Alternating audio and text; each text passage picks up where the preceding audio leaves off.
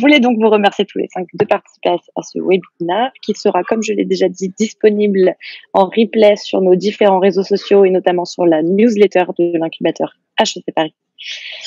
Tous les 5, vous pouvez vous présenter un à un.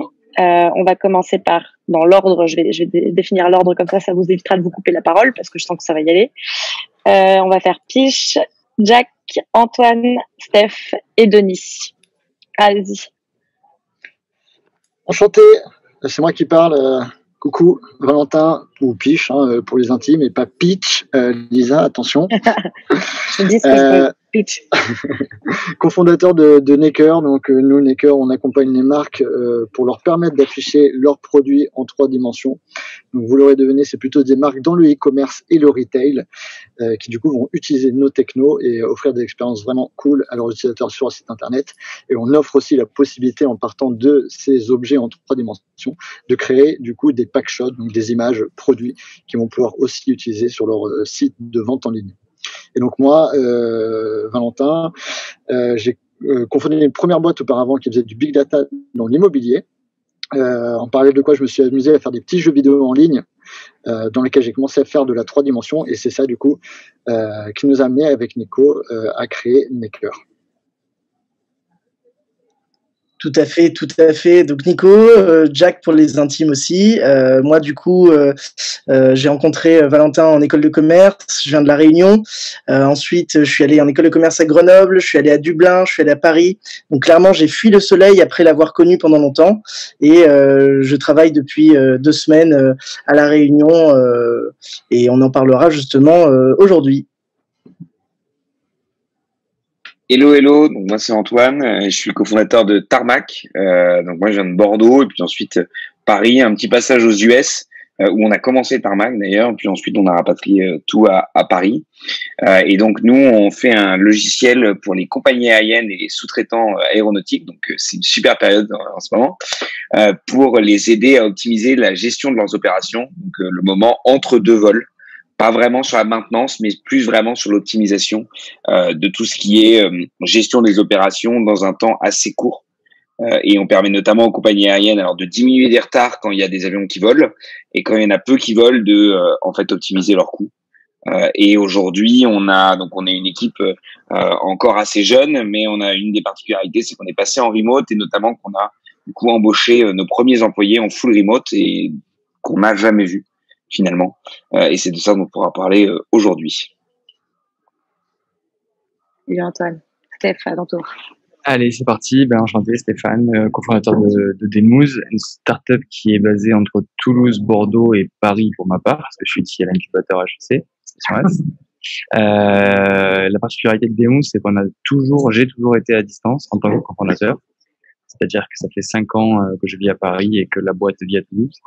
Donc, pareil que Antoine, j'ai l'habitude de recruter à distance sans voir les collaborateurs. C'est ce qu'on a fait avec un nouveau stagiaire encore qui vient de rejoindre hier. Et voilà, on aura l'occasion d'échanger sur les enjeux que ça peut proposer de devoir faire ça à distance. Denis, your turn. Ouais, Denis Cohen. Donc moi j'ai fondé Drop Contact en 2017, au début 2017. Nous avons été 2 personnes jusqu'à il y a à peu près 11 mois. Et on est à l'incubateur HEC, on est basé à Paris. Et puis depuis le premier confinement, on a lancé l'idée finalement de faire un nouveau mode de travail. Et donc on a lancé, là c'est la première fois qu'on fait la première session, de 3 semaines en télétravail et 1 semaine, toute l'équipe réunie dans une grande maison. Et tous les mois, on change de maison, on change de région. Et là, aujourd'hui, on est 11 personnes. Et on est sur la semaine, effectivement, où on est en région actuellement, du côté du Mans, depuis lundi jusqu'à lundi prochain. Voilà. Merci à tous les 5. Petite précision pour tous ceux qui se trouvent dans notre Zoom, n'hésitez pas à interrompre poliment nos speakers pour prendre la parole et poser vos questions. Le but, c'est que ce soit le plus interactif possible. C'est un peu l'intérêt d'une table ronde. On va aborder des tas de sujets, ça peut aller vite, il peut y avoir beaucoup de choses qui s'entrecroisent, qui s'entremêlent. Alors n'hésitez pas à faire un stop sur quelque chose qui vous intéresse particulièrement ou à redemander à nos speakers des précisions sur quelque chose qu'ils auraient pu dire quelques minutes auparavant. Du coup, on va commencer. On vous avoue qu'on n'a pas réellement donné de cadre formel à ce webinaire. On va prendre le parti de la discussion libre en abordant des sujets qui tournent quand même autour du management, de la culture d'entreprise et des outils qu'il faut mettre en place quand on décide de travailler en remote et de changer sa façon de travailler avec ses équipes. Et au travers de ces 4/5 cas d'usage qui seront présentés par les garçons, on pourra justement venir enrichir ces points-là. Je vous propose de commencer du coup à décrire un peu plus précisément dans quelle situation vous vous trouvez. Je pense qu'on peut commencer par toi, Denis, parce que ça donne une bonne matière pour commencer cet événement. Comment est-ce que tu as mis en place ce nouveau rythme de travail? Quand est-ce que tu vas tirer les conséquences, les enseignements de ce rythme? Est-ce que tu vas le conserver? Combien de temps tu vas le conserver? Voilà, enfin, tu peux y aller. Décris-nous un peu comment tu fonctionnes, et les autres, n'hésitez pas à intervenir quand Denis discute. Ok, du coup, il aurait fallu que je note parce qu'il m'a posé 6 questions d'un coup. Alors en fait, l'idée, c'est arrivé au premier confinement. L'élément, c'est que quand ils ont annoncé le dimanche qu'on allait être confiné le mardi, en gros, je me suis un petit peu chauffé et j'ai appelé toute l'équipe. Alors on était un petit peu moins à l'époque, hein, et j'ai dit mais qu'est-ce que vous pensez, plutôt que de passer 15 jours dans les appartements un peu bloqués, si on trouvait une grande maison un peu cool, parce que les locations, là en ce moment les gens vont pas louer. Donc on pourrait louer un truc un peu cool pour 15 jours, quoi. En me disant ça serait 15 jours presque. Bon, finalement on a loué une grande maison. Il y avait je crois 11 chambres, chacune avec une salle de bain, une douche, dans une grande maison de 300 mètres carrés, 2 jardins de 1000 mètres carrés, sauna, jacuzzi, et le tout en plein centre de l'île de Ré. Je sais plus la ville, mais enfin le top, Saint-Martin-en-Ré, merci. À Saint-Martin-en-Ré qui est le top, et le tout pour un quart du prix de ce que je payais à HEC. Ça c'est fait. Et du coup on est parti. Voilà. Ouais, mais on est les plus anciens, donc c'est nous qui payons le plus cher. Donc c'est normal, on était au tout début de cette affaire. Et du coup, on s'est retrouvés là-bas pour censé être pendant 2 semaines, et du coup on y a fait effectivement 2 mois. Dont 2 personnes qui ont commencé leur première journée quasiment de boulot, directement en confinement. Et ça s'est super bien passé. Alors, à l'époque, c'était cool parce qu'il y avait plein de soleil, donc du coup, je crois que de ma vie, je n'ai jamais été aussi bronzé que ça, puisque je faisais les webinaires dans le jardin avec le soleil, entrer dans le jardin. Et puis la dernière semaine en fait du confinement, je m'étais dit tiens, mais il y a quand même des trucs intéressants à faire. Et moi, je suis plutôt, j'aime bien le côté télétravail, mais je suis pas un fondu du télétravail. Je trouve que ça a beaucoup de limites, il y a beaucoup de complexité. Je trouve que les relations sont pas les mêmes, mais je trouve qu'un équilibre des deux est intéressant. Juste pour la petite histoire, hein, il y a des années dans mon ancienne entreprise, j'avais monté un truc qui n'existait pas du tout en France, qu'on appelle du home shore. Donc j'avais une boîte de sondage avec beaucoup d'enquêteurs, et j'ai fait travailler des enquêteurs directement de leur domicile sans qu'ils puissent directement se connecter à notre plateforme et faire des appels de sondage directement de leur domicile. Donc j'avais déjà une expérience, ça c'était en 2010, donc ça remonte un petit peu quand même. Les technologies n'étaient pas les mêmes. Et du coup, j'ai lancé l'idée la dernière semaine en disant tiens, qu'est-ce que vous pensez si on faisait un truc en télétravail, mais au lieu de faire tout en télétravail, ou 4 jours à 1 jour, qui sont des modèles assez classiques en fait qu'on rencontre plutôt pas mal. En tout cas maintenant qu'on commence à rencontrer pas mal. J'ai lancé l'idée de faire 3 semaines en télétravail et 1 semaine tous ensemble, dans une grande maison, comme on avait fait, et de leur changer tous les mois de région de maison, qui permet d'avoir un truc un peu dynamique et un peu cool. Et puis en fait, j'étais un peu surpris parce que la réaction était hyper méga positive en fait. Et tout le monde est mais c'est une super idée, j'adore l'idée. Bon, il y avait une personne qui disait oui, mais est-ce qu'il y a une salle de sport à côté? Parce qu'effectivement on a quelques sportifs, mais tout le monde était super emballé par l'idée, et du coup on a commencé à creuser le sujet, et au final de plus en plus les gens étaient là, mais quand est-ce qu'on commence et voilà, donc là c'est la première semaine, et donc vraiment l'idée c'est de pouvoir être tous ensemble pendant 1 semaine, mais pas faire du team building. Donc en fait on fait pas du tout de team building. En gros on travaille réellement comme si on travaillait au quotidien au bureau ou en télétravail. Mais le supplément, c'est que on se fait à manger, on boit, on discute, tu vois, il y a une ambiance qui est assez cool.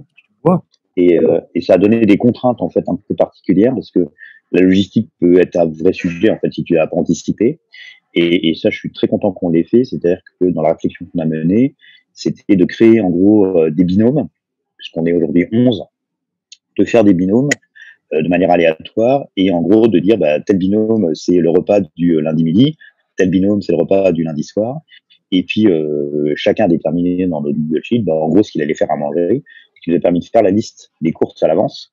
Et en gros le dimanche avant, bah, on a tout commandé sur à Leclerc Drive ou je sais plus ce que c'est, et on est juste passé chercher. Et voilà, donc on perd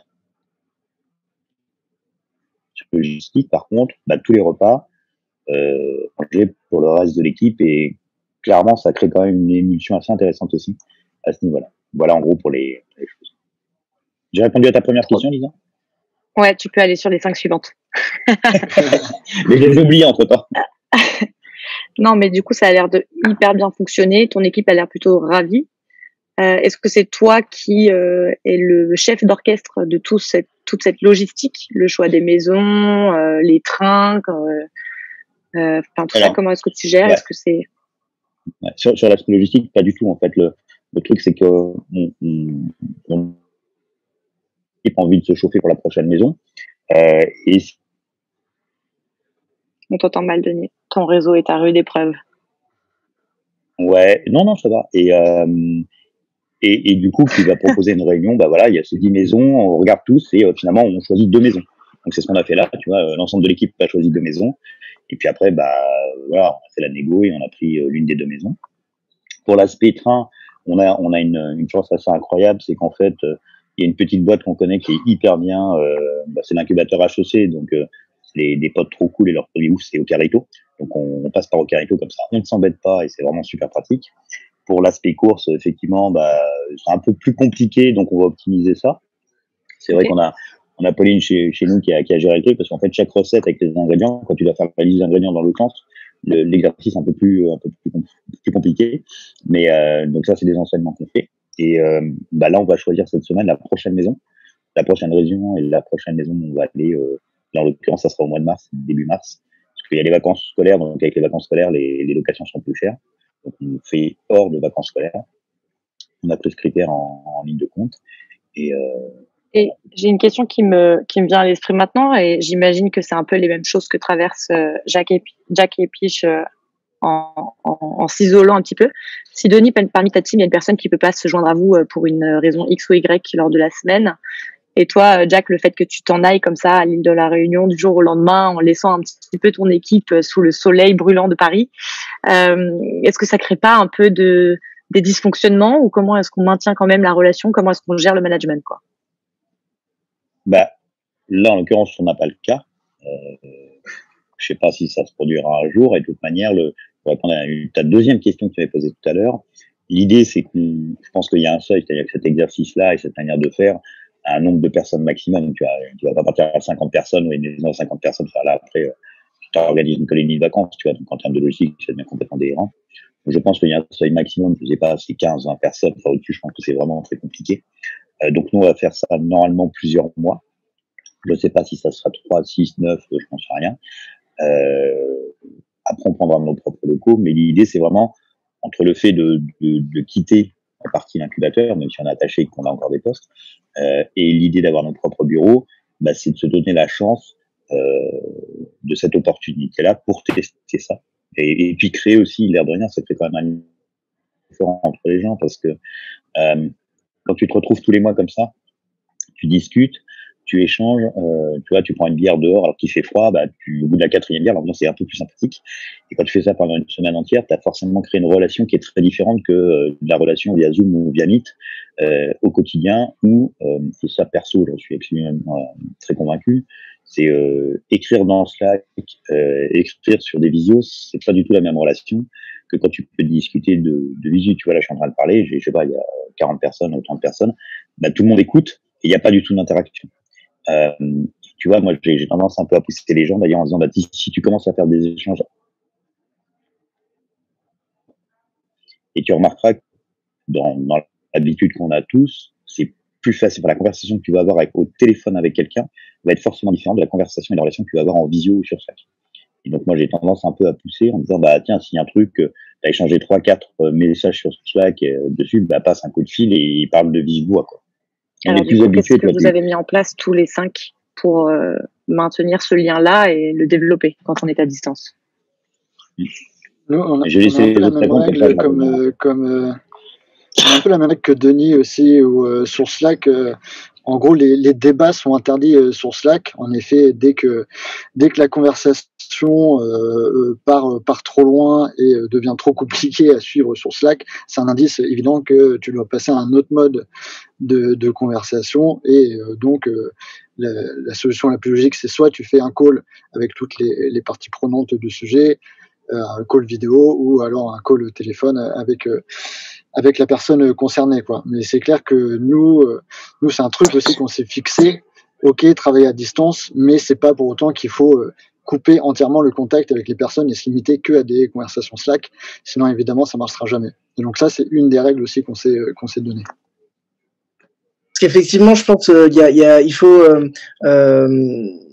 il faut différencier ce qui est, on va dire, du court terme et du long terme. Pour répondre à ta question tout à l'heure, Lisa, à court terme, effectivement, je pars à 10 000 km, mais bon, à seulement 2-3 heures de décalage horaire. Et ce qui est important, au-delà des outils auxquels on va pouvoir parler, des méthodes dont on va parler, c'est avant tout l'humain et tout simplement maintenir ce lien. Et ça, c'est à la fois un effort en plus que doit faire chacun de maintenir ce lien autre ou supra-professionnel, pas uniquement justement parler aux gens sur Zoom parce qu'on a besoin d'un tel document ou de discuter de pro, justement avoir ce lien qu'on a à la machine à café ou en train de boire des bières dehors, comme disait Denis, ça c'est hyper important. Et après, sur le long terme, nous effectivement, avant le confinement et le Covid, on venait tous les jours à Station F. On a pris la décision de faire du télétravail dans des conditions normales le mardi et le jeudi, enfin de bosser uniquement le mardi et le jeudi à Station F et de faire le télétravail le reste du temps. Et je pense qu'il faut cette alternance. Alors, Denis le fait 3 semaines, 1 semaine, nous on le fait 2 jours, 3 jours.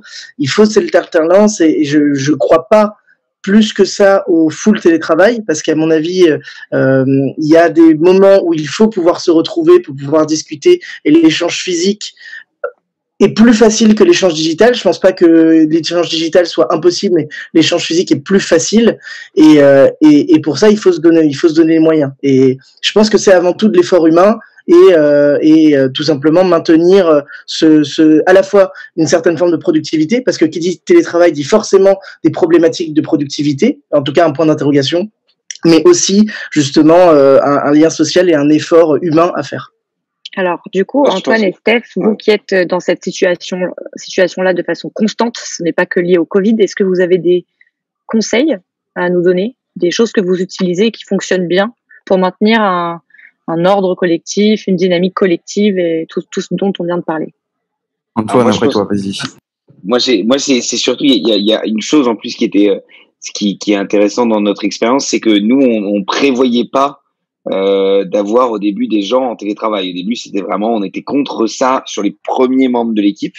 Et en fait, on a dû s'adapter à la situation. Et je pense que je rejoins tout à fait Jack sur le fait que il faut qu'il y ait un effort collectif et il faut que ce soit aussi que chacun y mette du sien.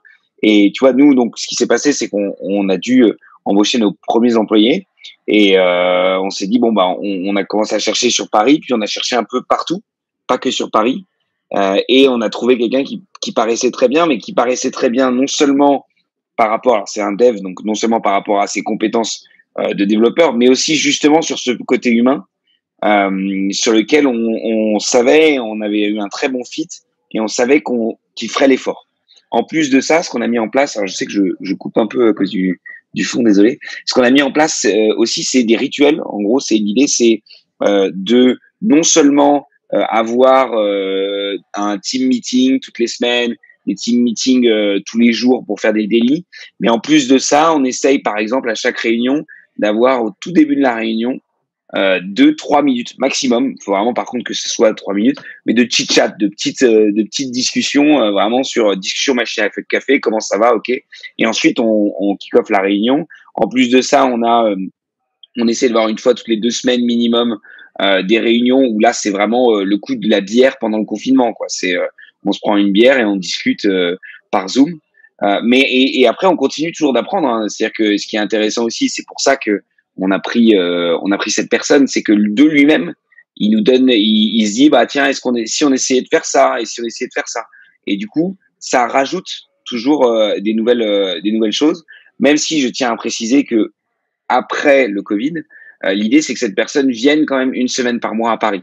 Et c'est là où je rejoins, je pense, du coup, presque tout le monde, qui est de dire que le full télétravail, c'est quand même très compliqué et qu'à un moment, il doit quand même y avoir des liens humains et une rencontre humaine, quoi. Ça, pour moi, ça reste essentiel.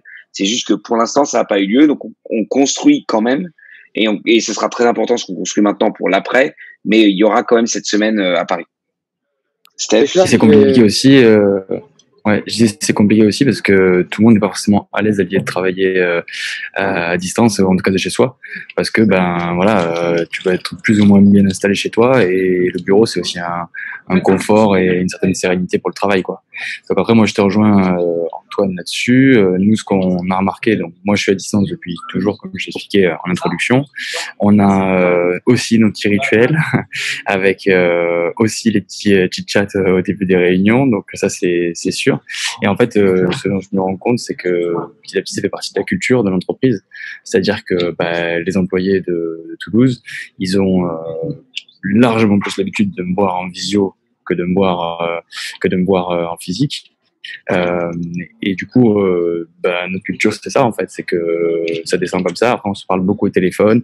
On n'hésite pas, soit en visio, soit en téléphone, mais soit le moins possible à l'écrit, parce que sinon, effectivement, tu vas avoir tendance à déjà faire des inondations sur Slack et en plus à mal interpréter potentiellement.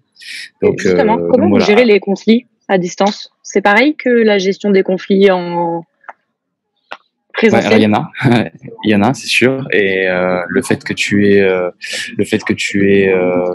justement cette distance, c'est la culture de l'écrit fait que parfois tu vas avoir des conflits qui naissent de nulle part parce que c'est mal interprété ou parce que tu t'es mal exprimé aussi, ça peut arriver. Donc comment est-ce qu'on gère ça? Eh bien écoute, de façon assez logique, alors j'ai mon équipe me fait des feedbacks déjà, donc moi j'ai des one-on-one avec tout le monde et je leur demande toujours de me faire un feedback par rapport à ma distance.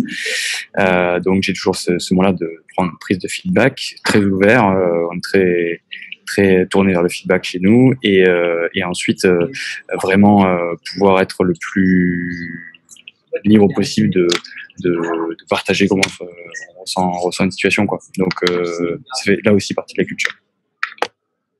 Et est-ce que un dernier point juste pour juste un dernier point qui est vachement important si tu vas faire beaucoup de distance, c'est quand même au final d'être très bon sur les outils que tu utilises, que ça soit ton Slack, ton Zoom, mais aussi pourquoi pas une pieuvre qui va permettre d'avoir une communication efficace.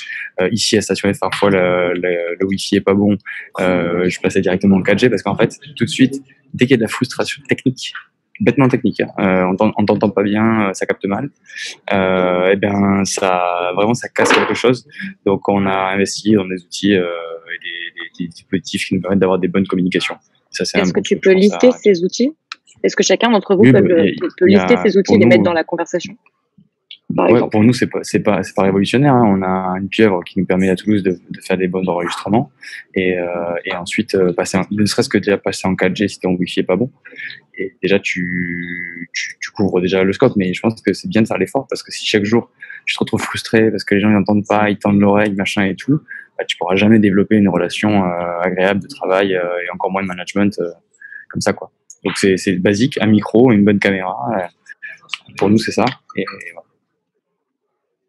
C'est vrai que j'ai l'impression qu'au final on revient sur deux éléments, c'est les routines et l'humain de manière plus générale. Nous, c'est un peu ce qu'on a fait aussi chez Necker, dans le sens où toutes les semaines, comme le lundi, on n'est pas en physique, On a quand même un point du coup hebdomadaire le lundi matin pour amorcer cette semaine et dire c'est pas parce qu'on n'est pas tous ensemble que c'est pas le début des travaux, on va dire. Notamment, on fait un petit icebreaker le lundi matin où le principe c'est que toutes les semaines, ce soit une personne différente qui propose un icebreaker. Et ça peut être n'importe quoi, ça peut être un jeu, un quiz, un exposé sur un sujet en particulier.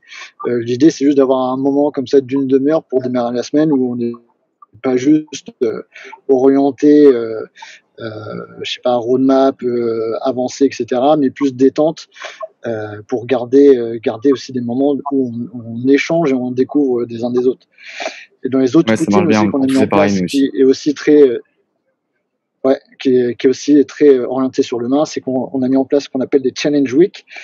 Et donc tous les trimestres, principe assez classique des 101, avec quand même un angle où le but c'est de challenger l'autre personne, donc d'être plus focus sur l'autre plutôt que sur soi, et d'essayer de faire des retours sur qu'est-ce qu'on pense qui peut être amélioré ou pas chez son homologue. Est-ce que c'est vous qui gérez ça ou vous avez quelqu'un dédié dans l'équipe qui s'occupe de toute cette animation? Non, on gère nous-mêmes. En fait, l'idée, c'est que c'est un peu libre, dans le sens où n'importe qui peut proposer donc un challenge meeting à une autre personne pour lui faire des feedbacks, parce qu'elle pense que qu'en lui faisant des retours, elle va lui permettre aussi de s'améliorer sur tel ou tel sujet. Donc, c'est vraiment complètement libre. Alors, on va le faire de manière automatique entre associés, parce qu'on pense que c'est important de le faire obligatoirement entre nous. Après, avec le reste, on va dire des salariés, c'est chacun fait comme il le souhaite, quoi. Mais on incite quand même à le faire au moins avec 2 personnes, quoi. Et vous le faisiez aussi avant d'être en télétravail ou pas? On le faisait aussi avant. Ouais, donc c'est pas tellement le télétravail, c'est votre organisation et ton management qui ressemble à ça plutôt, en fait. Oui, mais du coup, ce que je veux dire, c'est que le fait d'avoir aussi cette culture et ces éléments qui sont orientés autour de l'humain, c'est important de les garder, de les conserver, même quand tu bosses à distance. Ouais, bien. Peut-être même plus, du coup. Oui, c'est clair. Vas-y, finis. Non, il y a Ruben qui posait dans le chat une question sur les weekly goals. C'est vrai que j'avais pas parlé, mais nous on a mis en place ça, et ça par contre on l'a mis en place après le début du Covid. C'est juste que dans Stack on a une channel qui s'appelle Weekly Goals, dans lequel au début de la semaine nous on fait un meeting aussi pour reprendre un peu ce que chacun fait, mais on le fait le mercredi, on fait pas le lundi. Je crois d'ailleurs que c'est Stéphane qui en fait aussi le mercredi. Mais par contre en début et en fin de semaine, lundi et vendredi, chaque personne met en fait dans la channel Weekly Goals ces 3 buts de la semaine. Et ça a 2 objectifs. C'est un objectif complètement personnel qui est de dire si je réussis ces 3 objectifs, alors j'aurai réussi ma semaine. Et le deuxième but, c'est aussi en fait un objectif de savoir ce que les gens font. Et donc au début de la semaine, on sait ce sur quoi vont bosser les autres, et à la fin de la semaine, on sait ce qu'ils ont fait. Et c'est pas du tout dans une optique de flicage, mais plus dans une optique de ok, ça remplace justement un peu aussi ces chit-chat. Ok, t'as fait quoi cette semaine lors des déjeuners, lors des machines à café. Et ça permet aussi de se mettre des objectifs perso. Ça marche assez bien. Ouais. T'arrives à maintenir la motivation de chacun, du coup, dans la continuité de ses missions, parce que ça peut justement... J'avais une question, et comment est-ce que vous garantissez que chacun, dans son coin, toi, Denis, sur tes semaines de télétravail, et vous tous sur le temps de remote, comment vous garantissez que chacun garde la motivation intacte, et des missions qu'il réussit à parfois s'auto-donner et qui suivent dans une autonomie encore qui est démultipliée à cause de ce remote. Comment est-ce que vous gérez ça? Pour moi, il y a 2 manières de le voir. C'est déjà tu vas le constater. Typiquement, nous, chez Necker, on essaye d'être le plus orienté au résultat possible. Et donc, une personne qui n'est pas motivée, très souvent, va produire très peu de résultats, et du coup, qui amènera forcément des discussions à un moment donné. Donc il y a ce point-là, et l'autre point, c'est nous typiquement, c'est un des trucs qu'on aborderait dans les Challenge Week, et qu'on aborde même de manière assez récurrente dans les réunions qu'on va faire avec nos employés. Disons que la question de savoir si son employé est à l'aise dans ce qu'il fait, est content des tâches qui sont attribuées, de la façon dont il travaille, de l'autonomie qu'il a, etc. c'est un peu un sujet récurrent qu'on va essayer de confirmer dans le temps de manière un petit peu constante, quoi. C'est clair que un des premiers, en fait, la plus grosse difficulté que personnellement j'ai connue avec le télétravail et le confinement, c'est ma relation avec le stagiaire avec qui je travaillais tous les jours, où je me suis rendu compte que c'était plus difficile parce que le stagiaire, il n'est pas uniquement là pour le stagiaire ou l'alternant, il n'est pas uniquement là pour appliquer. C'est vrai aussi pour les employés et même pour les associés. On n'est pas uniquement là pour exécuter, faire le travail. On est là aussi pour apprendre, échanger. Et c'est vrai que sans cet effort humain justement de faire très attention à ça, on peut être dans une optique où avec le fait de travailler chacun de son côté et uniquement se voir sur Zoom, on est uniquement dans une relation d'exécution et moins d'apprentissage. Et ça, effectivement, pour moi, ça passe par, encore une fois, éventuellement des OKR, des KPIs à suivre d'un point de vue, on va dire, strictement chiffres, mais surtout et avant tout, une implication humaine et un effort à faire à la fois du point de vue de l'employé ou du stagiaire, mais aussi et surtout de la part de la personne qui l'encadre. Parce qu'effectivement, le plus important, en fait, la meilleure recette pour que les gens ne soient pas démotivés, c'est qu'ils soient bien impliqués dans le projet de la boîte. Et ça passe aussi par les impliquer à la fois humainement, mais aussi à travers des incitations, pourquoi pas financières ou stratégiques, comme on a pu en parler hier justement. Je rajouterais à ça que pour permettre aussi le truc que habituellement tu peux pouvoir faire quand tu es dans le même bureau, c'est-à-dire juste lever la tête de ton ordi et poser une question à haute voix, ça on a quand même envie que ça puisse être vraiment faisable. Et quand tu es en distance et notamment en télétravail, il se peut que on ait en tête le fait que non, les gens ils sont pas derrière leur ordi, ils bossent pas et tout, donc si je leur pose une question, je n'aurai pas ma réponse tout de suite. Donc bref, c'est une question de confiance et aussi de responsabilisation, comme vous disiez. Nous, ce qu'on a rajouté, qui est tout bête, mais c'est si une personne doit s'absenter pour genre 15 minutes ou quelque chose comme ça, juste elle le précise, quoi. Elle dit je m'absente, je suis là dans 15 minutes, et ça évite que toi tu poses une question où tu as vraiment un besoin urgent de réponse et tu donnes ta réponse toute la journée, quoi. Moi, des points que vous avez vus là, j'ai pas particulièrement l'impression que ça soit dédié au télétravail. J'ai vraiment plus l'impression que ça soit du recrutement, du management, qui était l'équipe des gens recrutés. Par exemple, nous on va dire la chance d'avoir des gens extrêmement motivés, autonomes, sur lesquels il y a 200% de confiance. Donc à aucun moment donné j'ai besoin de valider si quelqu'un bosse ou pas ou bosse pas. C'est un non-sujet pour moi. Les gens s'organisent comme ils veulent, donc et les gens sont très matures en fait, en tout cas chez Drop Contact, par rapport à ça. Il y a pas d'élément, tu vois. Oui, si quelqu'un a besoin de prendre une demi-journée, il va juste dire tiens, en fait, demain je prends une demi-journée, et puis c'est tout, c'est juste une info. Dessus, on n'a pas la même urgence que toi, sûrement, Stéphane, parce qu'on est plus focus sur le produit, mais aujourd'hui encore, versus le rapport client que tu peux avoir qui est plus rapide. Donc j'ai vraiment l'impression que c'est beaucoup pour moi, c'est pas vraiment un sujet de télétravail, c'est plus un sujet de management. Et c'est vrai que on voit en fait dans tous les gens qui disent oui, le télétravail, c'est une révolution, c'est génial, etc. En fait, on est tous obligés finalement de plus formaliser les choses pour compenser quelque chose. Parce qu'il y a quand même un manque dans le télétravail. Et le manque que tu as, c'est la relation qui est entre guillemets simple. Tu as quelqu'un en face, quelqu'un, tu en peux se voir 2 minutes et tu peux discuter d'un truc et c'est facile. Là, du coup, comme tu es en télétravail, tu es obligé de mettre des rustines à plein d'endroits en mettant plus de routines que tu ferais éventuellement dessus parce que tu en prends conscience. Tu vois, par exemple, ce que tu disais, Antoine, je pense que l'organisation que tu as mis en place maintenant en télétravail, tu l'aurais peut-être mise en place aussi si tu avais été en physique, peut-être un petit peu plus tard, mais du coup, tu as été confronté à cette situation-là et ça a peut-être activé le fait de le mettre en place plus rapidement. Après, nous, on a sur la partie dev, c'est quand tu dev, nous, on a pas mal de gens, entre autres, qui sont de 42. On doit avoir, on a 50% de l'équipe qui sont des gars de 42, donc ils sont habitués à faire du peer-to-peer, tu vas échanger beaucoup, etc. Et donc, on a mis en place un outil, parce que tu en parlais, Lisa, on a mis en place un outil qui s'appelle TUPLE, T-U-P-L-E, qui est en fait un système où tu fais du partage d'écran très vite, tu calls quelqu'un très vite, donc c'est dans ta barre de menu sur ton Mac, tu appuies sur un bouton et tu as contacté la personne. Donc c'est très rapide, c'est plus rapide que de faire une conversation sur Slack ou un Meet, etc. et en même temps, tu peux revoir le code de quelqu'un, faire un coup de stabilo vite fait sur son code, prendre la main et compléter le code de la personne. Donc pour les devs, c'est un truc qui est très pratique, en tout cas quand on l'a mis en place, ils ont tous adoré et trouvé ça super bien. Et d'ailleurs les mecs de Tuple, c'est intéressant parce qu'ils nous ont fait ils nous ont dit tiens, c'est quoi les suggestions que vous souhaiteriez dans Tuple, comme tu veux. Du coup on l'avait donné quelques suggestions et en gros ils nous ont fait un petit retour en disant c'est bon, dans un mois vous avez des fonctions.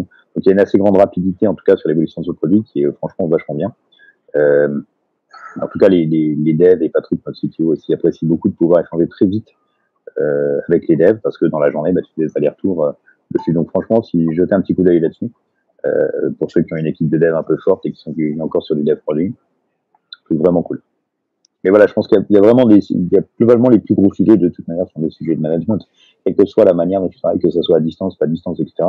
Le sujet fondamental, c'est ton management, ta relation avec tes équipes, la relation entre les personnes des mêmes équipes, et forcément quand tu es à distance, il faut arriver à compenser en mettant de l'huile en fait dans la relation, pour que ça puisse, pour pas avoir de friction quoi. Et c'est vraiment ce que tu disais Stéphane, c'est effectivement, en plus moi je peux être un peu direct comme garçon. Donc effectivement, quand tu écris un truc, une petite phrase il y a des gens qui sourient autour de moi. Quand tu écris une petite phrase dans le Slack un peu rapide, si les gens ne savent pas comment tu écris et quel est ton style, ça peut être effectivement pas bien pris. Tu vois, il y a quelqu'un chez nous qui fait un truc et en gros, moi, je suis capable de lui mettre nul. Mais la personne sait que je taquine, tu vois, et pas le prendre au premier degré. En tout cas, la première fois peut-être, mais des fois d'après, elle sait que c'est pas du premier degré, c'est un petit clin d'œil, tu vois. Mais c'est vrai que le fait d'écrire en plus dans des trucs comme ça qui sont très rapides avec des phrases courtes, tu mets pas tout l'arrondi que tu peux être quand tu es dans une relation, que tu vois la personne en face, tu dis tiens viens on va boire un café ensemble et tu commences à discuter, tu vois. Donc là il y a on fait des échanges aujourd'hui, il y a des sujets sur lesquels on attendait de voir les gens en direct, en physique pour pouvoir en parler pour que ça passe normalement et comme ça doit passer dans une relation normale. Alors que si je l'avais écrit sur Slack, ça aurait pu être pris comme du reproche, comme tu vois ce que tu évoquais Stéphane tout à l'heure et je te rejoins pas mal sur ça. Est-ce que vous voulez aborder d'autres sujets avant qu'on ouvre les questions aux participants? On a 30 minutes bien de temps de parole. Dis-moi, Jack. Il y a un truc qu'on avait mis en place. Ouais, il y a un truc qu'on avait mis en place pendant le premier confinement qui était vraiment cool, qu'il faudrait qu'on reprenne d'ailleurs si le confinement arrive. On a tous des tâches opérationnelles dans les boîtes qui sont un peu reloues à faire. Nous, par exemple, il fallait qu'on classe notre intercom, qu'on classe tous les users dans notre intercom, qu'on les qualifie. On doit le faire aussi dans HubSpot. Donc c'est des tâches qui sont très répétitives, opérationnelles et hyper chiantes à faire. Et ce qu'on s'est dit, c'est qu'on allait en fait se retrouver 1 heure par jour pendant 2-3 jours par semaine, où justement on faisait un concours. 1 heure par. C'était 1 heure par semaine. 1 heure par semaine. Oui, pardon, 1 heure par semaine. On se retrouvait du coup pendant 1 heure. Chacun du coup faisait le maximum de contacts qualifiés sur Intercom possible, et on suivait en fait. On avait un vrai championnat interne où on suivait justement qui faisait le plus. Alors c'était un peu biaisé parce que à l'époque, une de nos associées avait un ordinateur bien plus puissant que le nôtre et du coup gagnait quasiment à chaque fois. Et elle a gagné le grand prix du premier confinement et on lui a offert du coup un petit prix. Mais ça a permis à la fois de se retrouver, de faire un truc chiant mais qu'on devait faire et le rendre cool. Et enfin, en tout cas moins barbant que d'habitude, et mettre un petit challenge entre nous qui avait peu d'importance. Donc c'est vrai que ça c'était le genre de choses où tu utilises la contrainte qu'est le confinement et que tu la transformes en opportunité pour justement mieux avancer. Du coup, Jacques, tu lui as offert un ordinateur moins puissant? Non, moi je m'en suis acheté un plus puissant qu'elle. Du coup, il y a une question dans le chat qui est hyper intéressante, qui vient toucher du doigt le sujet de la fiche de poste et des avantages qu'on donne ou non à ces nouveaux collaborateurs. Est-ce que donner la flexibilité ou la liberté de travailler où on veut / attribuer un bureau change beaucoup dans le poids d'une job desk Comment est-ce que vous gérez ça? Du coup, quels avantages vous pouvez donner à vos nouveaux employés à partir de demain quand on doit du coup intégrer le télétravail? Parlez-nous un peu de ça, l'environnement de la job description. Déjà, un premier truc, je pense que ça dépendra aussi de la manière dont nos pourvoyeurs de locaux prennent aussi ça en compte sur le côté flexible desk. C'est vrai que forcément, c'est un enjeu financier aussi de payer des bureaux qui potentiellement vont rester vides. C'est la première chose, je pense, c'est pas forcément la principale. Après, ensuite, nous. On a dit que c'était effectivement le mardi et le jeudi. A priori, c'est quelque chose qu'on va continuer à faire avec le temps. Et après, on verra effectivement en fonction si on trouve un profil ou des profils qui nous intéressent, qui on propose une autre manière de fonctionner qui nous va aussi, on sera complètement ouvert à ça. Est-ce que ça apporte des avantages ou pas pour les candidats, pour le recrutement? Je pense déjà ça va dépendre des profils, parce qu'il y a des profils qui vont non plus pas être forcément super fans de travailler en remote. Nous, du coup, en effet, on a cette contrainte de dire c'est mardi, jeudi obligatoire. Le reste, c'est faites comme vous le souhaitez. Si quelqu'un veut venir tous les jours quand même au bureau, il est bienvenu évidemment, et qu'il le fasse aussi, ça lui permet de rester plus concentré que chez lui en fonction de sa méthode de travail. Après, nous, on n'offre pas particulièrement d'autres avantages, si ce n'est que dire que le remote est possible et envisageable pour n'importe qui vient travailler chez Necker. On n'a pas forcément mis d'autres trucs en place comme l'achat de matériel ou je sais pas quoi pour pouvoir être à l'aise chez soi. C'est pas encore quelque chose qu'on propose, quoi. Je sais pas si tu pensais à d'autres choses ou si vous avez d'autres idées. Non, moi, peut-être sur ce point-là, effectivement, je pense qu'il y a autre chose aussi, c'est que ça dépend de l'organisation de la société, du profil, mais dans le sens où de l'équipe que tu rejoins. Si tu rejoins une équipe sales, si tu rejoins une équipe dev, c'est pas forcément la même chose avec les mêmes contraintes. Il y a quand même des profils qui sont, à mon sens, qui travaillent plus facilement en remote que d'autres. Maintenant, moi, ce que je pense, et c'est là où je rejoins beaucoup Jack et Piche sur le télétravail. Pour nous, même si la personne est dans les bureaux, elle aura de toute façon, comme le disait Denis, la possibilité de travailler chez elle pour une raison X ou Y, même assez souvent si elle le souhaite. Par contre, ce qui est intéressant, c'est d'avoir des jours où il y a tout le monde. Quand je parlais de notre premier employé qu'on a embauché qui n'est pas à Paris, on a une semaine par mois où il sera là. Et ce qu'on sait, c'est que du coup, même si on réembauche des gens qui ne sont pas à Paris, ce qui arrivera sûrement, cette semaine-là devra être bloquée pour tout le monde en même temps. Parce que vous l'encadrez. Il n'y a pas vraiment de liberté. Vous encadrez, il y a un cadre, quoi. On encadre cette semaine-là, quoi. Et on encadre. Et il y a des moments où effectivement, sur ces jours-là, à part, bien sûr, circonstances exceptionnelles, c'est évident. Mais c'est les moments où non, on l'aura prévenu avant. Mais par contre, il n'y aura pas de télétravail à ce moment-là. Je pense qu'effectivement, il y a une erreur à surtout pas faire, c'est de voir le confinement et le télétravail comme une opportunité pour réduire ses coûts immobiliers, entre guillemets.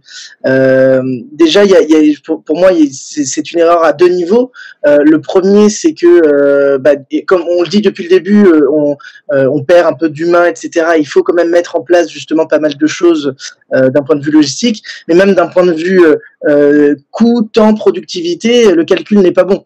Donc des entreprises qui ont parfois complètement arrêté d'avoir des locaux, mais à 100%, en se disant de toute façon marre de payer des locaux, à quoi ça sert, mais qui n'ont pas compensé justement à côté. Alors, ce serait intéressant, Denis, est-ce que tu toi qui a poussé la chose à fond, est-ce que tu considères que financièrement, par exemple, tu payes moins comparé à ce que tu payais au niveau des locaux, mais c'est difficile parce que j'imagine qu'il faut prendre ça globalement. Je pense qu'avant tout, c'est un changement de méthode de travail et pas juste une manière d'économiser de l'argent, quoi.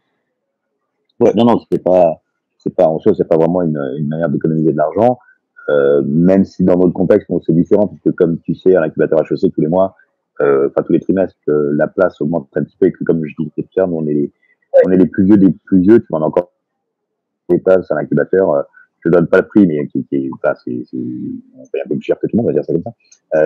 C'est pas vraiment l'enjeu, en fait. L'enjeu est différent.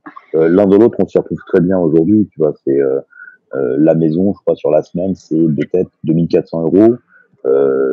Les billets de train Cocarito, comme on est à 2 heures, un peu moins de 2 heures, parce qu'on est au Mans, hors saison de vacances, on doit en avoir pour, je sais pas, 400, 500 euros, 400 euros, je pense.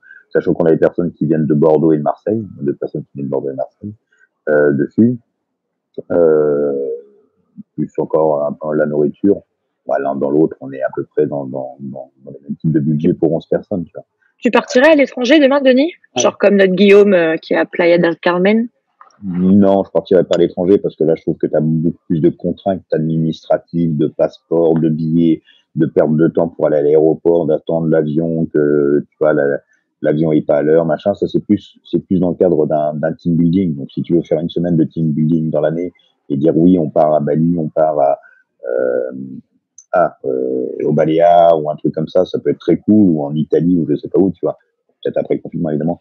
Et cette crise, mais c'est complètement envisageable. Mais pour moi, ça rentre dans le cadre beaucoup plus d'un team building, un peu comme Guillaume a fait d'ailleurs, parce que si tu veux, il a un peu mixé les deux, mais c'est plutôt, je fais une opération.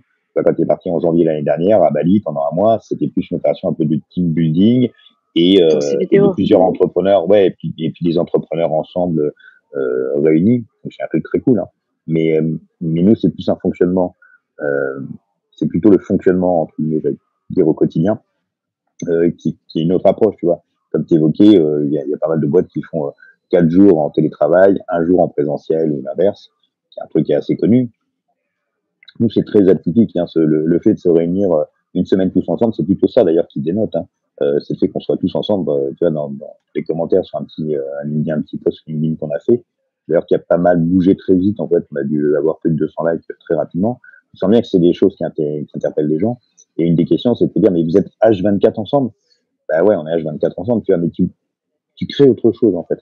Ça permet, je pense, de compenser le fait de voir personne pendant une semaine. Et tu vois, là, avant de partir, les gens avaient enfin tous, hein, on avait tous un truc de dire, ah, putain, c'est trop cool, on se retrouve ensemble, ça coûte trop bien, tiens, je vais faire tel plat. Tu vois, il y avait une notion de partage, de se réunir, qui existait déjà avant et qui aujourd'hui, on le vit au quotidien. Enfin, on le vit maintenant, là, cette semaine. Et franchement, c'est cool, quoi. Franchement, je crois qu'on crée autre chose. Et en termes de culture d'entreprise, en tout cas, là où on en est aujourd'hui, qui est le début, je crois qu'on est vraiment sur un truc qui va créer un noyau dur de la première équipe, tu vois, de 10 à 20 personnes de la boîte. Après, ça dépend des étapes. Donc, partir à l'étranger, ouais, voilà, pour moi, c'est plutôt la notion de team building où tu te fais une semaine, 15 jours à l'étranger avec toute l'équipe. Voilà, mais c'est pas ça qu'on veut faire, en fait, dans la semaine où on se retrouve, qui est une semaine où on se retrouve et on travaille ensemble. T'avais une deuxième question? Hyper cool. Non, je suis à sec. Et c'est très rare.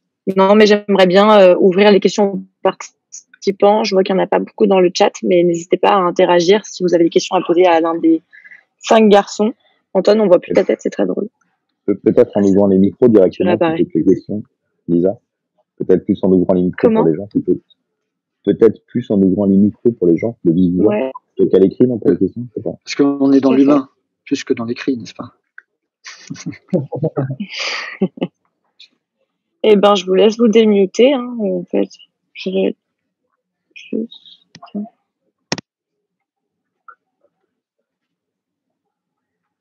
bah, il n'y a pas de questions. Personne ne se démute. Il y a un nouveau message en revanche. Comment vous gérez maintenant les frais engagés par les salariés en télétravail? Alors nous, gérez-vous les frais engagés? On a géré dès le début un envoi de matériel et un budget pour le matériel pour que ce soit pris en compte.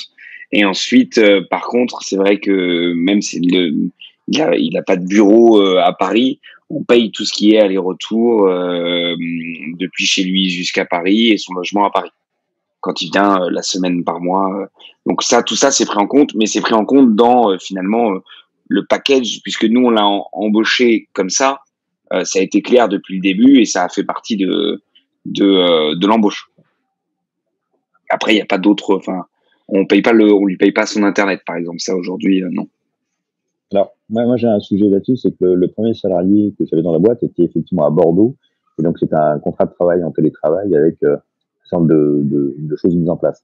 Là, on est dans un contexte très particulier parce que tu as une crise avec un confinement entre guillemets, j'allais dire imposé, ce qui n'est pas le bon terme, mais plus que recommandé dessus. Donc, on est dans une zone un peu grise. Mais ce qu'on avait mis en place, effectivement, dans le contrat de travail, c'était en gros le nombre de mètres carrés. On l'avait fait légalement, hein, le nombre de mètres carrés qui est occupé pour la place, les factures pour avoir la consommation d'électricité, Internet, etc. Et en fait, tu calcules un prorata. Donc, tu dois garder les justificatifs, les copies des mètres carrés, les prix de l'immobilier, etc. Et donc, tu fais un calcul. Et donc, on avait fait ça de manière forfaitaire et avec toutes les estimations qui vont bien, qui est une compensation légale que tu dois normalement faire dessus. Donc, c'est ce qu'on avait mis en place, plus l'écran, plus l'ordinateur. Là, le contexte il est très particulier parce que du fait de la crise sanitaire, tu as une zone un peu bizarroïde qui est mise au milieu. Bon, après, si tu veux prendre en charge l'internet des gens en proportion, ça représente pas grand-chose, l'électricité en proportion, l'assurance, etc. Globalement, ça fait pas grand-chose. Mais tu as une zone un peu floue du fait de la crise sanitaire. Donc, normalement, en tant qu'employeur, si tu veux, on devrait toutes les entreprises à travers le monde qui sont en crise sanitaire, on devrait tous savoir repasser ça, sauf que personne ne peut le faire et n'a pu le faire et calculer tous ces éléments-là qui ne sont pas normalement dans la durée et on ne connaît même pas la durée. Tu vois. Comment tu vas calculer le prorata des 2 premiers mois de confinement, puis après tu n'as plus de confinement, puis tu as du reconfinement. Et on a aussi une particularité, c'est qu'en France, le télétravail est une zone pas clairement établie du tout au niveau du social. Donc il y a plein de trous à ce niveau-là et personne n'est capable de dire vraiment ce qu'il faudrait faire parce que la législation n'est aujourd'hui pas réellement faite là-dessus et probablement qu'elle va s'améliorer dans les mois, les années à venir dessus puisque très très probablement tu auras de plus en plus de télétravail. Et nous on a fourni pour la plupart des gens, en tout cas ceux qui ont demandé un écran, un grand écran, ceux qui étaient à HEC, donc ils ne sont pas restés longtemps à HEC, hein. Les grands écrans, ceux qui avaient besoin d'ordinateur, un ordinateur. Voilà, donc on a adapté. Et on n'a pas commandé de chaise pour tout le monde. Comment vous gérez le boarding? De quoi? J'ai le boarding de confinement, de couvre-feu, de télétravail. Ça a coupé? Ouais, c'est. Antoine a appris. Moi, je t'entends. Oui, bien sûr. Ok. Antoine, je pense qu'il est dans la meilleure expérience parce que c'est pile poil en ce moment qu'il l'a. Et chez moi, il est complètement figé, donc je sais pas si pour vous il est figé, mais moi, il est totalement figé. Moi, je sais que sur le premier confinement, on avait pris un stagiaire qui avait l'air super bien sur le papier, recommandé avec une super expérience. Ça a été super compliqué, honnêtement, du coup, on l'a pas gardé. Je pense que le premier confinement est une période aussi de beaucoup de stress pour beaucoup de gens. Et le premier était très atypique, hein. C'était une vraie crise, on n'était pas prêt. Il y avait beaucoup d'angoisse, donc je pense que les gens qui ont réussi à onboarder sur le premier confinement, honnêtement, je trouve que c'est super balèze. Je trouve que c'est complexe. Et j'aimerais bien avoir le retour d'Antoine justement sur de l'onboarding de quelqu'un que tu n'as jamais vu en fait. Je trouve que c'est assez fort, quoi. Nous, on l'a fait. Si Antoine, je sais pas si il a son micro en tout cas, chez Demous, on l'a fait. Et là, comme je disais, on est en train de recruter. C'est vraiment pas facile, ça c'est sûr. Et je pense que on est tous attentifs à l'onboarding et comment est-ce qu'on va faire ça. Mais quand c'est en télétravail, il faut y être encore plus attentif parce qu'il y a 2 enjeux. C'est déjà bien passer les process et la culture de la boîte, ça c'est une première chose. Et 2, c'est que la personne se sente vraiment membre de l'équipe à part entière. Donc ça peut passer par les réunions du matin ou ensuite après la réunion, tu restes un peu en one-on-one avec la personne pour s'assurer que tout est OK. Ça peut passer par des process qui sont rédigés. On en a quand même pas mal, donc c'est facile de rentrer dans la mécanique qu'on a chez Demous parce que c'est quand même bien documenté. Et vraiment, je pense qu'au début, il faut pas hésiter à à appeler. Et tout à l'heure, on disait, enfin, je sais pas, le sujet c'était, je crois, pour Denis, tu parlais de quelqu'un de junior, un stagiaire. Je pense que c'est aussi très vrai pour les seniors, en fait, pas que pour les juniors. Ah ouais. C'est-à-dire que quand tu as une personne qui arrive, qui est habituée à, je sais pas moi, travailler en équipe dans un grand groupe et que tu arrives à la débaucher, qu'elle vienne chez toi, waouh, déjà en temps normal, le fait d'arriver dans une startup, ça serait un énorme gap. Si en plus c'est une startup qui est full remote, alors là, c'est encore plus dur, je pense, pour ce genre de personnes que pour un stagiaire. Pas plus dur, mais dur aussi, quoi. Ouais, tout à fait. Bah, nous, on a une personne on a Héloïse qui est arrivée effectivement sur ce confinement-là. Son premier jour, c'était confiné chez elle. Et on en parlait hier soir, et je peux dire qu'elle est hyper heureuse qu'on se soit tous retrouvés. Et donc, elle a exprimé le fait de, c'était cool avant, parce qu'elle est contente de, tu vois, les relations sont bien passées, etc. Mais c'est quand même pas la même chose que de voir tout le monde et d'échanger en direct, où tu comprends mieux les gens, tu crées un lien qui est différent, une relation qui est différente, et la relation d'individu à individu a vraiment de l'importance, et ça change vraiment la donne. Enfin, moi, je trouve que ça change vraiment la donne. Mais je veux bien le retour d'Antoine, parce qu'il a l'air d'être revenu. Que son avion a atterri, là, j'ai l'impression. Vous m'entendez ou pas? Ouais, ton avion a atterri, c'est bon. Ouais, je suis désolé, ça a coupé, ça fait que couper. Vous parliez de l'onboarding, c'est ça? Ouais. Ouais, alors ça a été une grande expérience pour nous, du coup. C'est quelque chose, on a passé beaucoup de temps à vraiment y réfléchir, et on a, en fait, ce qu'on a fait, nous, c'est qu'on a fait donc tout un parcours d'onboarding sur Trello, avec un ensemble des tâches à faire, et dans ces tâches, il y avait organiser une première réunion avec chaque personne, il y avait se présenter, il y avait proposer un créneau un soir de la semaine pour prendre un verre tous ensemble. Et en fait, on a essayé de recréer dans ce parcours d'onboarding qu'on a prévu, on a essayé de recréer ce qu'on aurait fait si jamais il était arrivé en physique, y compris les événements sociaux. En disant, vraiment le côté, vraiment il faut que tu y aies à la fin de la semaine, que tu aies eu au moins 20 minutes avec chaque personne. Mais on a encore une petite équipe, donc ça c'est faisable, et c'est faisable assez facilement. Maintenant, je pense vraiment qu'il reste des choses sur lesquelles on doit s'améliorer sur l'onboarding, notamment parce qu'une partie de notre produit quand même se passe avec des compagnies aériennes dans un espace très particulier, et que tant que t'es pas allé sur un tarmac d'aéroport, tu comprendras pas vraiment exactement comment ça se passe. Et ça, c'est la partie sur laquelle on n'a pas encore pu le faire, et qu'on pourra jamais faire ça en remote. Donc, il y a quand même, moi, je reste persuadé que l'onboarding en physique est irremplaçable, mais tu peux essayer, de par un process d'onboarding très bien pensé, et surtout, enfin, bien pensé, je sais pas s'il est parfait, le nôtre n'est pas du tout parfait, mais qu'on a vraiment réfléchi pour incorporer aussi les événements sociaux.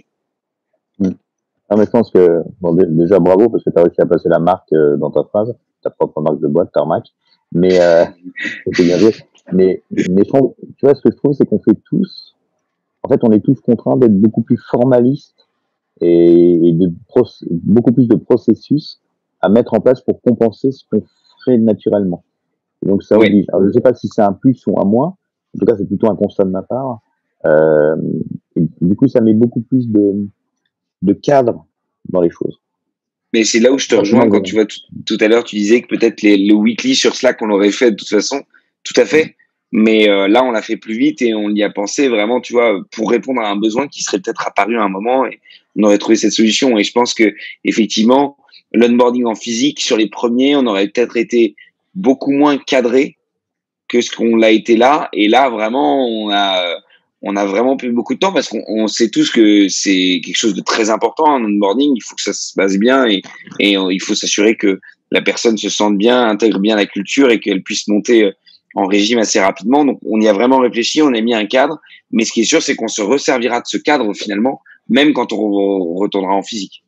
Que parmi les cadres dont vous parlez, vous incluez aussi le fait de donner la possibilité à vos collaborateurs de travailler en espace de coworking ou bien à l'étranger, s'ils sont par exemple originaires de...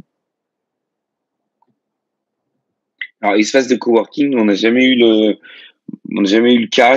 Potentiellement oui. Alors après, faut voir, mais effectivement, tu peux t'imaginer que si quelqu'un est en télétravail autre part, et qu'il a besoin d'un bureau, pourquoi pas.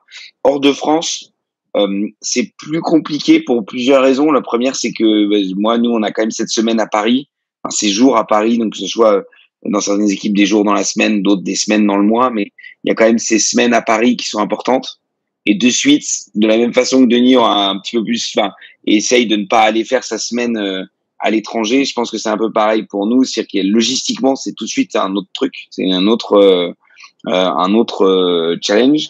En plus du fait que avoir des employés à l'étranger, ça ramène aussi des challenges administratifs potentiellement. Donc pour l'instant, nous, c'est vrai que on reste sur la France. Après, il y a quelque chose dont on n'a pas parlé, c'est pas le but non plus, mais par contre, on ne se ferme pas et on sait qu'à un moment, on passera à l'international. Et du coup, on essaye de mettre en place aussi des habitudes qui fait que, par exemple, sur Slack, on parle en anglais, alors qu'on n'est que français. On fait des choses comme ça qui fait qu'on se prépare dès maintenant à, par contre, s'internationaliser. T'as un Slack payant, Antoine? Non. Bon, en fait, tes vieux messages sont supprimés de toute manière.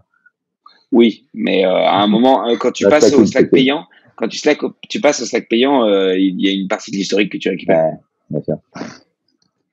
C'est vrai que sur cette flexibilité, nous on a cette règle du mardi-jeudi obligatoire, mais à côté de ça, on reste flexible aussi. La preuve, Nico qui passe 3 semaines à La Réunion. Moi, je sais que je vais aussi souvent dans ma Normandie natale parce que c'est bien de travailler à distance, mais il y a des semaines aussi, c'est bien de partir complètement et d'aller s'aérer ailleurs. Et travailler aussi dans un cadre qui est différent que de la ville, où tu vas pouvoir respirer, reprendre des sources, etc. Donc c'est vrai que nous, en parallèle de cette contrainte du mardi-jeudi, on est quand même assez flexible sur le reste, où on autorise un peu de mouvement en plus de ça, quoi. Parce que moi, je sais que c'est important que j'ai aussi ces moments où je vais dans des endroits où je vais pouvoir m'aérer l'esprit, comme le ferait Nico aujourd'hui. Et donc, bien évidemment, je souhaite que chacun aussi dans l'équipe puisse avoir ces moments, on va dire, où il puisse travailler à distance tout en étant dans des endroits détente, on va dire. Vous autoriseriez un collaborateur à faire ça? Si demain, même ton stagiaire, BizDev, te demande de partir 3 semaines dans sa Normandie natale. C'est pas quelque chose pour le coup qui est gravé dans la roche, qui est écrit dans notre culture, mais on l'autorise déjà. Alors, on n'a jamais eu le cas, on n'a jamais eu la demande, mais en tout cas, évidemment que moi j'inciterai la personne à le faire si elle ressent le besoin. Et si elle me convainc qu'en effet, ce sera pas non plus péjoratif pour son travail et sa mission, quoi. Alors, nous on l'a déjà, c'est-à-dire qu'en fait, les gens peuvent travailler de là où ils veulent. Je m'en fiche que Caroline reparte travailler à Reims, que Léo aille chez ses parents en Picardie, ou que Valentin soit à Marseille. C'est même pas une notion d'autorisation, tu vois, il y a même pas de demande à faire, quoi. Enfin, éventuellement, ils disent, tiens, au fait, je pars un peu plus tôt aujourd'hui parce que je rentre à Reims, parce que mon travail est plus tôt, et c'est un non-sujet, donc il n'y a pas de notion, en tout cas, pour moi, d'autorisation dans ce cadre-là. Dessus, c'est complètement naturel, et il n'y a pas de différenciation. Quelles sont les plus grosses galères que vous avez eu à gérer dans ce travail à distance? Vous en avez ou pas? La communication et Internet. Non, mais c'est clair. Le vrai sujet, honnêtement, faut voir quand tu as des boîtes qui lèvent des millions et des millions et des millions, ou quand tu parles de Google Meet ou de Zoom, tu te dis quand même à un moment donné, putain, la qualité, elle est pas là, quoi. Tu vois, là, Antoine, il apparaît, il disparaît, t'as pas le son, t'as des problèmes de communication. C'est juste insupportable, et vivement que les mecs, ils avancent sur ces sujets-là pour que ça soit fluide. C'est pas suffisamment fluide dessus, et on parle pas de petites boîtes, tu vois, donc je veux bien qu'il y ait de la complexité, c'est certain, mais je trouve que c'est ça qui rend l'expérience, honnêtement, au quotidien la plus désagréable. C'est qu'en fait, t'es pas juste en train, tu vois, comme si tu as une qualité de communication téléphonique normale, et avec une visio et un partage d'écran qui doit être aussi fluide que regarder la télé ou Netflix, tu vois. Et ça, moi, je trouve que c'est ce qui me gêne le plus, en fait, aujourd'hui. Tu vois, ce que tu disais tout à l'heure, si t'entends pas, ça coupe, ouais, ça frise, ça. Mais ouais. C'est toujours un peu sur le qui-vive de est-ce qu'il va bien se passer ce Zoom, est-ce qu'il va pas y en avoir un qui va cracher au bout de 20 secondes. Oui, c'est ça. Puis même, tu vois, dans l'échange, tu vois, tout à l'heure, Antoine, il parle, on n'entend plus. Moi, j'ai eu un petit problème de communication aussi, j'ai été obligé de le rebooter, tu vois. C'est tous ces trucs techniques. Voilà, moi, c'est ces contraintes techniques que je trouve qui viennent perturber aujourd'hui. Ça, nous, on peut rien en faire, hein, évidemment. On peut que le subir. Tu vois, l'Antoine, il est bloqué avec un smile. Ah, oui, mais il est tout le temps bloqué avec le smile, mais en fait, il est pas bloqué, hein, c'est qu'il sourit souvent, Antoine. Il est toujours de bonne humeur. C'est vrai. En plus, je smiley plus, mais normalement, c'est vrai que je suis toujours de bonne humeur. Mais je rejoins vachement Denis là-dessus, en fait. Je pense que nous, en tout cas, jusqu'à présent, hein, après, c'est toujours, on en découvre tous les jours, mais je pense que le plus gros problème, c'est les outils de communication qu'on utilise, le temps perdu et ce que disait Stéphane aussi, ce qu'a dit Stéphane plutôt, la frustration qui peut en découler. C'est-à-dire que si tu as toutes les équipes d'un côté et que tu n'arrives pas à joindre parce que c'est frustrant et ça met de l'énervement parfois là où il n'y en a pas forcément besoin. Et donc c'est assez embêtant. L'autre chose aussi qui peut être parfois quelque chose qu'on fait mais qu'il faut éviter, on essaie de mettre des règles dessus. Après c'est éviter dans ce cas de faire des réunions n'importe où. On a des fois voilà des trucs où la personne n'a pas décalé la réunion mais elle est dans la rue. Où elle n'a pas décalé la réunion mais alors bon, elle est en train de manger, si elle n'a pas le temps de manger, il y a un moment où voilà, mais il y a dans certaines situations, tu es un peu là, bah, si tu pouvais pas, on décale. Ou elle est dans un train. Ah oui. Tu pouvais pas, on décale. Mais c'est pas parce qu'on est à distance qu'on peut se permettre de faire autre chose, d'être moins à fond dans la réunion que si on était en physique. Et ça, je pense que c'est aussi et alors justement, je me permets de glisser sur personnellement, comment est-ce que vous avez organisé vos journées de travail? Denis, on en avait parlé déjà longuement, toi et moi, parce qu'on est tous là à courir après l'optimisation de son temps de travail. Et on se rend compte que finalement, quand on reste chez soi, on économise 1 heure le matin, 1 heure le soir. Les pauses déj sont sont raccourcies. Voilà. Comment est-ce que vous utilisez vos nouvelles journées de travail, notamment quand vous êtes en TT, quand vous êtes chez vous, pour être tout autant productif et garder du temps pour vous, justement, et ne pas... voilà. Comment est-ce que vous faites? Ouais, mais je suis pas forcément d'accord avec toi. Peut-être qu'on dort un peu plus, tout simplement. Ouais, alors déjà, il y a ça. Mais je suis pas forcément d'accord. Surtout, je pense que l'un des principes de l'incubateur, c'est de pouvoir avoir ses déjeuners, en fait, avec d'autres gens. Le principe d'un endroit où il y a plein de startups, c'est de pouvoir aller rencontrer d'autres gens et d'autres startupeurs. Et en fait, c'est pas productif dans le sens où à la fin, t'as pas checké un truc, envoyé un mail, mais c'est pas pour ça que t'as pas appris des trucs, que t'as pas avancé dans ta réflexion, que t'as pas... Donc, c'est pour ça que je te dis que chez toi, les journées sont beaucoup plus longues et à la fois tu y mets plus de choses, parce que les déjeuners sont plus courts. Tu manges devant ta télé, tu repars très vite au boulot. Tu vas du coup pas prendre le temps d'avoir ces discussions qui sont hyper précieuses, effectivement, quand tu appartiens à une communauté. Comment est-ce que tu organises? Comment vous organisez ces nouvelles journées de travail qui du coup n'ont pas tout ça? Moi, j'essaie de me mettre des pauses obligatoires. Alors après, est-ce que je les respecte, c'est une autre question, mais j'essaye de me dire qu'il y a des moments où je fais une pause et pause écran, tu vois, tu vas faire autre chose, tu vas parler avec quelqu'un d'autre, tu vas envoyer un message, tu vas passer un coup de fil, tu vas juste sortir aussi, parce que tu vois, la semaine dernière, moi, je me suis rendu compte que pendant plusieurs jours, j'étais pas sorti de mon appart. À un moment où je me suis dit, bon, faut que je m'aère, quoi. Et j'en reviens au rituel, c'est-à-dire essayer de mettre dans l'agenda, limite, et dans, voilà, là je fais une pause, là j'appelle quelqu'un, là je lis. Tu vois, par exemple, je lis un peu plus qu'avant, parce que j'essaie de remplacer les discussions avec d'autres entrepreneurs par de la lecture, tu vois. Mais c'est pas évident. Franchement, c'est une grosse question. Et je veux bien l'avis d'ailleurs des autres là-dessus, parce que c'est pas évident. Sur l'organisation, moi, c'est vrai que le décalage horaire aide énormément, tout simplement parce que le matin, quand je me réveille, il est en général 4 ou 5 heures du matin en France, il y a 3 heures de décalage. La résultante, c'est qu'en fait, mes matinées sont libres. Donc, soit je décide de travailler le matin et c'est comme si je décidais de travailler le soir, comme on peut le faire en France. Soit, par exemple, je vais à la plage. Ensuite, quand je reviens à midi, c'est 9 heures du matin, donc c'est le début de la journée en France. Je mange devant mon ordinateur. À la pause midi, c'est potentiellement l'heure de la sieste. Pareil, je peux décider de travailler à ce moment-là pour en faire plus. Et après, la seule chose qui est plus gênante, c'est que je finis à 21h, 22h.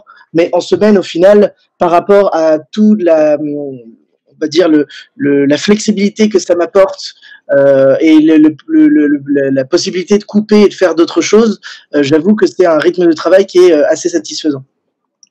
Et du coup, la routine que tu as mis, c'est plage le matin, sieste l'après-midi, c'est ça? C'est un jour sur deux c'est plage, l'autre jour c'est randonnée. Cool. Insupportable. Ouais. Non, moi, le truc, c'est que d'une manière générale, hein, même s'il n'y a pas de confinement au télétravail, j'ai beaucoup de mal à couper le perso du pro. Et même quand je suis en perso, je mouline un peu souvent. Ça peut être un peu pénible pour les gens autour de moi. Je parle de ma femme là, sur le perso. Donc moi, j'ai moins cette contrainte. Ça change pas grand-chose. C'est une question plus de caractère dans mon cas. C'est vrai que moi, je vis un peu le même truc qu'Antoine où j'essaye de mettre des moments, que ce soit pour aller faire du sport ou juste sortir, prendre l'air, mais pas encore trouvé la sauce secrète pour vraiment les respecter à fond, malheureusement. Oui, donc j'ai l'impression que vous êtes tous un peu pareils, en YOLO. On bosse comme des fous, on n'aménage pas vraiment son temps perso. Au contraire, vous avez plus de temps Je pense qu'il faut pour travailler, vous prenez quoi. Il faut arriver à se mettre un certain cadre, je pense. Puis voilà, chacun va avoir ses trucs perso qu'il aime bien, que ce soit cuisiner, faire du sport, regarder une série, quoi que ce soit. Et il faut se le caler, quoi. Je pense qu'il faut se mettre cette rigueur-là, qui est de se le caler. Parce qu'en vrai, oui, on a vite fait de se retrouver tous les jours à 20h, 20h30 sur un ordi. En soi, tu sens que c'est pas optique, quoi. Et voilà, je pense qu'il faut retrouver son rythme. Après, on a un truc atypique, là. Là, tu interroges des mecs qui sont entrepreneurs, un incubateur HEC pour la plupart. Donc, où on est au début de nos boîtes. Donc, je pense, assez atypique par rapport à ce rapport-là. Après, c'est vrai que Stéphane, tu vois, il a une routine qui est différente. C'est que normalement, il fait beaucoup de festivals, il fait beaucoup de musique, tu vois, et tout. Là, du coup, il peut pas y aller. Donc, il est obligé de travailler, Stéphane. Il n'a pas la musique à fond comme d'hab, tu vois. C'est vrai que le sport, Denis, t'es pas cool. Ouais, exact. Ouais, si, j'ai la musique à fond, t'inquiète. Regarde, j'ai un casque. J'ai la musique à fond, ça que ceci. On a une dernière petite chose à dire à tout le monde avant de rendre l'antenne. Ta mère, c'était sur la télévision, en fait. Putain, on est sur BFM en direct maintenant. T'as pas prévenu, les gars. Est-ce qu'on a une dernière question alors, peut-être? J'ai vu qu'il y avait une question sur le côté collaborateur. La confiance. La confiance. Ouais, sur la question de confiance. De toute façon, je pense que la confiance, c'est un peu par défaut. Hein. C'est-à-dire que quand tu recrutes une personne, nous en tout cas, c'est ça. L'idée, c'est tu expliques bien les règles. Tu choisis une personne déjà. Tu l'as choisi, c'est que déjà, elle a passé beaucoup de tes filtres. Ensuite, il faut se jeter à l'eau et tester la relation de travail. Donc là, il faut être sûr que les attendus de la boîte sont clairs pour la personne qui est en face. Tu peux pas les reprocher si tu n'as pas expliqué. Maintenant, une fois que c'est fait, derrière, il faut que cette personne elle rentre dans ce cadre et que ça lui aille. Si ça lui va pas, en fait, et que du coup ça marche pas bien dans l'équipe, limite c'est un bon signal et il vaut mieux s'arrêter au plus tôt pour l'un comme pour l'autre. Et après, sinon, la confiance chez nous, c'est par défaut. Tu as le droit de faire des erreurs tant qu'elles sont pas répétées et voilà quoi. Je pense que ça, c'est une logique de culture entreprise. Ouais, je pense que la question, elle est compliquée parce que la question, c'est en tant que collaborateur. Tu vois, c'est d'accord. Autant en tant qu'entrepreneur, en tant que manager, c'est toi qui vas décider, qui va faire évoluer effectivement si tu as plus ou moins confiance et tu peux réfléchir à ça. En tant que collaborateur, faire changer le management, honnêtement, si ton patron ou ton manager, il n'a pas confiance en toi, soit c'est parce que tu merdouilles sur des trucs, soit surtout, c'est que lui-même est angoissé et qu'il a besoin d'être rassuré et qu'il a du mal à faire confiance et à déléguer. Et ça, je suis pas certain qu'on peut changer. En l'occurrence, c'est pour ça que j'ai plus de tendance à créer la boîte moi-même que d'être salarié. Mais là-dessus, peut-être que justement, ce que tu dis, Denis, de mon point de vue, justement, pour un collaborateur, je suis tout à fait d'accord avec Stéphane sur la confiance par défaut. Et je rajouterais peut-être aussi l'honnêteté et la franchise, dans le sens où si jamais tu sens que ton manager est angoissé, peut-être qu'il est important, c'est d'en parler et de savoir pourquoi. Qu'est-ce que aussi dans peut-être la relation, qu'est-ce qui l'angoisse, qu'est-ce qui lui manque, qui peut changer. Mais je pense que le plus important, en fait, c'est d'en parler. Et à chaque fois, la communication, surtout en remote, on en revient toujours à la communication, mais surtout en remote, communiquer sur, il y a un problème, qu'est-ce que c'est, on en parle, on discute et on voit comment est-ce qu'on le résout, quoi. On le résout. Ouais. Mais t'as raison.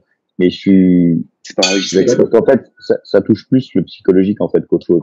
Je suis pas certain que ça soit que la communication. Je pense que réussir à obtenir la confiance de ton manager, c'est quelque chose qui est compliqué.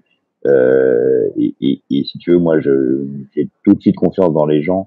Chez le Drop Contact, c'est vraiment d'une manière générale dans toute ma vie. Un peu amour au premier regard. Ouais, non, mais les gens, ils arrivent et il y a la confiance qui est déjà sans. Mais il y a des gens, quand je travaille avec eux, ils arrivent finalement à me faire passer des infos et dans leur manière de travailler.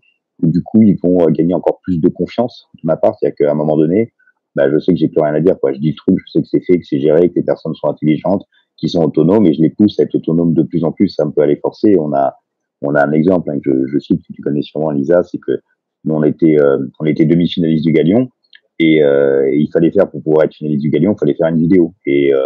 Bah, j'ai chargé Caroline, qui à l'époque était chez nous stagiaire, et je lui ai chargé de faire la vidéo. Elle a fait la vidéo et elle nous a demandé de voir la vidéo avant de pouvoir l'envoyer au jury du Galion.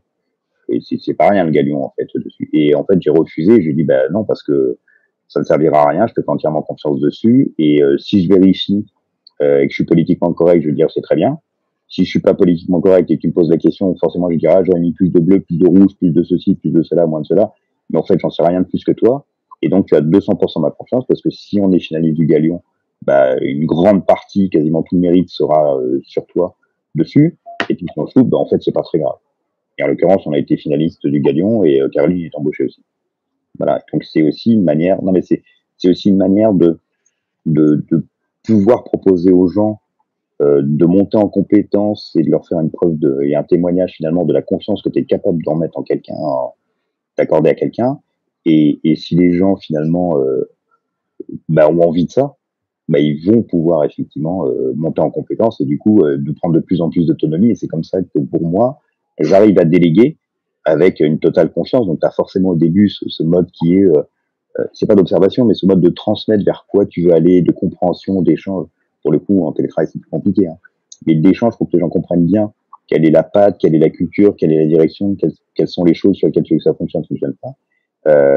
Mais en tant que salarié par rapport à un manager, je crois que c'est vraiment sur un aspect psychologique. Il faut arriver finalement à gérer l'angoisse de son manager pour qu'il soit rassuré. Et le sujet, peut-être que c'est discuté, Antoine, comme tu disais, mais c'est qu'en fait, ton manager sent que du coup, bah, il peut vraiment te faire confiance.